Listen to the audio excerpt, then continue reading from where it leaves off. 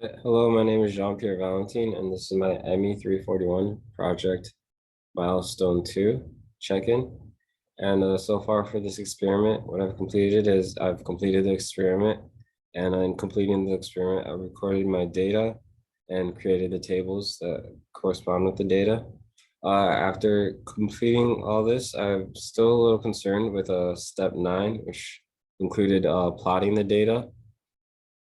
I'll talk about this once I go over the step 9 plots.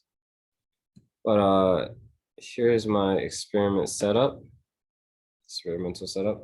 For this experiment, we used Arduino and thermocoupling again, and we also used an ice bath in a mug, in an insulated mug at least. And we got the temperature to be, we couldn't get the temperature to be exactly 32 degrees Fahrenheit, but it was around like 36 degrees Fahrenheit. So that's just something to note for the report. And the Arduino and thermocoupling were working, were functioning fine. And then after doing the experiment, we got our results.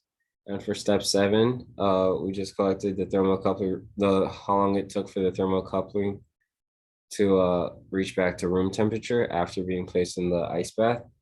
And from the table, we could see that it took around like 9 minutes for it to reach back to room temperature, and the room temperature was read at about 274 to 273. And then for step 8, we chose a time step of 3 seconds. And this is our data from the thermocoupler reading over time. And for step 9, we tested a few frequencies, but kept the time values to be 4 seconds. And for this plot, we kept the frequency to be 35 hertz. And we can see that the steady state data ranges between 256 to 257 on the thermocoupling. And one of my concerns was this is that although it's supposed to be steady state, the data seems to be peaking at multiple points, but this possibly will be because of the magnification of the scope of the data. So that's possibly a reason why there are peaks, although there is a possibility of error. But majority of the readings are to be more between 256 and 257. And looking at my spreadsheet data, switch to that. We can see our data for step 7. And we can see that on this side, we have our steady state values of just the air. And it was be about 274, and took about 9 minutes for us to get back to 274, as you can see through the data.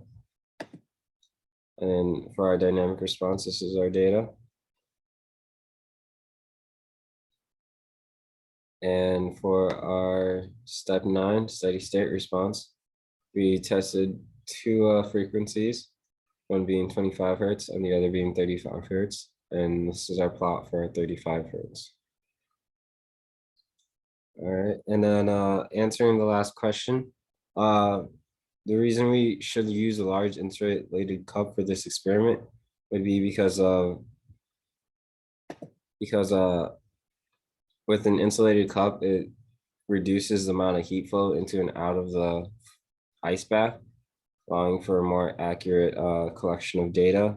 And we wouldn't have to worry about the temperature of the ice bath fluctuating as much. So that is why it'd be good to use an insulated cup. Yeah, and thank you for watching.